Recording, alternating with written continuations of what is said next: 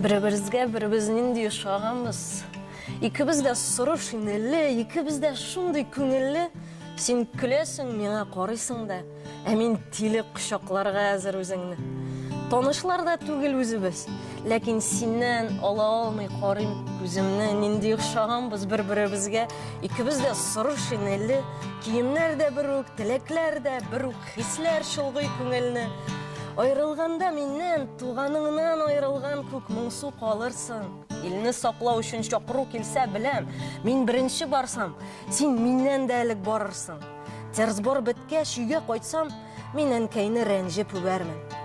Ялғанладың әнкей, ұлым үш күнә деп. Мен ғаскарда миллионларына көрдім, дейермін. Афарин, бүгін студиябызда Тақташ шиғырлары яңғырау юққа түгіл, сөзібіз Тақташ нон-стоп деген акция хақында болашақ. Бұл минутларда біздің студиябызда қонақта журналист, музыкант Радиф Кашапов, һәм шулай-ақ журналист, шағир Йылдыз Меңнуллина. Исәнсіз қадірлі қонақларыбыз, біздің студияда көруімізге бек шатбыз. Тақташ нон-стоп акциясы ол енді интернетта бара. Шулай да көрмей, ишітмей, білмей қалғандар болса, едегіз алар үшін аңлатып өтегелі. Ненде шара бұл? Нәрсе эшләргә керек ол конкурста қатнашу үшін? Тақташ нон-стопқа біздің Радиф алып кіріп кетті, шуңа көре ол сөйлесе дұрыс болар еді. Қазіргі уақытта біз интернетта бірінші Тақташ оқуларын жиябыз, һәм финаланы 3 апрельда болашақ.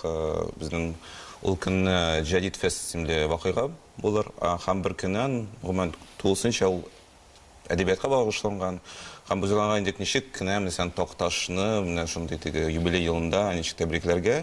Һәм біздің шындай фигурияңды 3 сағатлік арт-перформанс бола, анда музыка, яңаша заманча әйткенше, заманча музыка бола, һәм аның фонында бәлки 50 кіші, 100 кіші біз білмейміз, күпме кіші тілер Тақташ шиғырлары оқыр.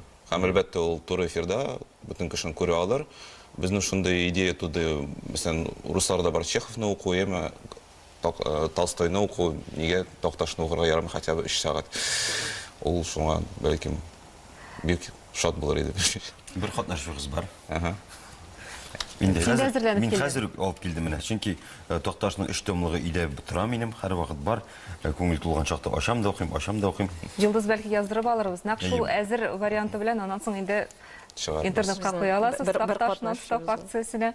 Менде шығыр оқуға жеймасың. Кімде-кім аптырап қарап тұра екен, біз енді турдан-тура эфирда мазара тапшыруында қонақхана бізде Тақташ нон-стоп деген конкурсқа юллама, бәйгеде қатнашу.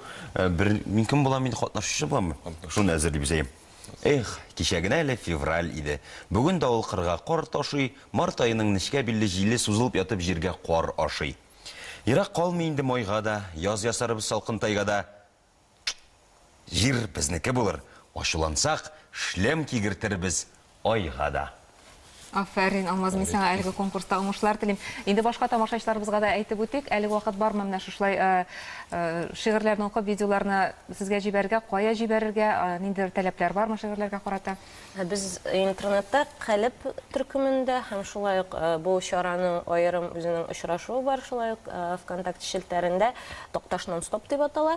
Шунда Тақташ нон-стопы белән йөкләнгән, Тақташ нон-стопы хэштегын қойып, йөкләнгән һәр видео безнең шушы чарада катнаша инде. Анда мөмкин җибәрергә шушы калып төркеменә видеоларны, мөмкин үзеңнең битеңдә генә шул хэштегны қойып, хэштег шул Тақташ нон-стоп менән дә күренә инде, қойып йөкләргә һәм без аны табып инде сезне катнашучылар исемлегенә кертәбез. Сезгә видео җибәргән һәркем катнашачакмы? Әллә инде сайлап алачаксыз менә Алмаз кебек әйдәт сөйләүчеләр? Әмма 100 кеше булса, ниндидер бәйге булыр инде минемчә. Әлегә менә күпме кеше катнашырга теләк белдерде, күпме видео язмалар килде? Әлегә бер 5-6дыр. Димәк, әле бик үк белеп бетермиләр. Вакыт бар, шуңа күрә әле өлгерәсез катнашырга. Нәтиҗәләр шул 2 апрель алдыннан билгеле булачак. Әйтергә кирәк, әгәр дә кеше теләге булса, ул кире ала 3 апрельдә һәм укырга прям шара вакытында. Видеолар җибәреп өлгермәгәннәр, шунда турыдан-туры катнаша алалар инде. Төгәлрәк белсеннәр өчен бу кайда була, кайда үтәчәк? Ул Тақташ нон-стоп, ул 3 апрельдә узачак. Жадид фестиваль исемле вакыйга, ул 2-3 апрельдә була. Кремль урамы 21 бина. Жадид фест деген сүздә чыкты. Инде әлеге зур масштаблы шараны көтәбез. Аның турында да мәгълүмат биреп үтсәгез иде. Жәдет фест ул кыскача әйткәндә ул Печән базары вакыйгасының теге язгы версиясе. Анда була ярминкә, анда була лекториялар, безнең арт перформанс, төрле әйберләр без уйладык. Ничектер безнең мөхиттә шундай әйберләр беркайчан да булмаган инде. Беренче кеше миндә ничектер кызыксыну үздә уянды һәм менә без инде шул белән хәзер гөр кирәбез. Аның бер көне әдәби көн була инде, икенче көне гаилә көне. Анда гаиләләр белән килеп, төрле лекторияларда катнашырга була. Шул бала тәрбияләү темасына лекториялар төрлесеннән инде. Һәм шулай ук шундый әдәби марафоннарда катнашырга, кызыклы музыка тыңларга, гомумән ел итәргә 2 көн буена. Жәдит фест дигән исеме үзе турында сөйлиме? Жәдитчелектән чыкканмы? Без башта инде әлбәттә безне татар фестивальларга әйләндек. Аннары без уйда кеше ача да татар фест үзен күрә дә, аны инде татар пати дигән ассоциация туга ул бармы? Жәдит ул теге бар кешегә дә танышмаган сүз әле. Безгә инде әйтәләр кайчан кадим фест узачакбыз дип, өлкәнрәк кешеләр өчен дип. Бәлки кирәк тә кадим фестны да уздырырга. Ләкин монда инде менә 2 көннең чаралары сез әйтеп үттегез. Монда яшьләр киләме, балалармы, өлкәннәрме, әтиәннәрме, һәркем үз күңеленә туры килерлек теманы таба алачак. Һәркемнең күңелен күрәчәксез. Алла берсә шулай булыр дип үмитләнәбез. Менә шушы чара Такташ нон-стопка әйләнеп кайтсак, ул бик шагыйрь безнең 115 еллыгына багышланган, гыйнварда билгеләп үттек без аны. Тиешенчә игътибар бирелде микән бу чарага? Мин әйтә алам, мин чыгарга әзерләнгәндә мин киттем китаплар эзләргә, яңа китапларны. Һәм мәсәлән, Нур китабында бер генә китап таптым, анда бер 120 битлек, анда төп шигырьләр язылган. Әмма мин аңламадым, нигә мәсәлән 5 еллык чыккан 3 томлыгы, аны тагын бер тапкыр чыкмаган. Мәсәлән, мин аны алыр идем. Теләсәң дә акча өчен, чөнки Такташ шигырьләрен укыганда син аны ничектер, син укыйсың, ул син балачакта шагыйрь кебек, син Тукай кебек ул синең өчен. Һәм әлбәттә sen kitaplar mı acıtmıyor ama kitapları?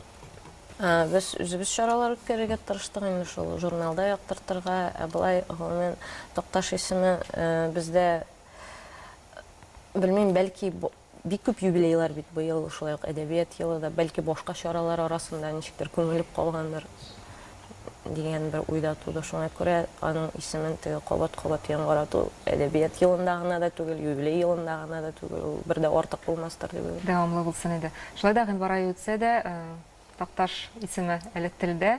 Инде менә сез шушы чараны үткәреп аңа игътибар итәчәксез.